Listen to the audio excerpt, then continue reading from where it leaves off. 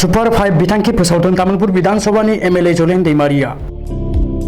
तामुलपुर विधानसभा बियाबनि सिंनि सा 5 फरायसाफोरखौ बेसेन लायाजासे गुवाहाटीआव फ्रि कचिं होगोन।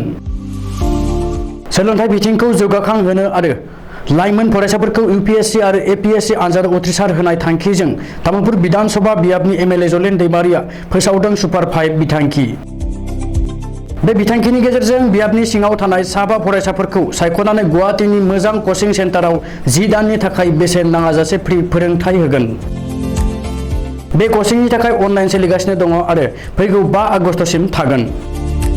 डिग्री उथ्रिसारनाय आरो डिग्री थाखोनि जोबथा आनजाद होनाय फरायसाफोरा बेखौ अनलाइन खालामनो हागोन। अनलाइन खालामनो थाखाय जलेन दैमारि पेजआव लिंक होनाय दङ। बेनिखायनो जायफोर फरायसाफोरा बे कचिंनि थाखाय दासिमबो अनलाइन खालामाखै बिसोरखौ थाबैनो अनलाइन खालामनो खावलायदों एमएलए जलेन दैमारिया।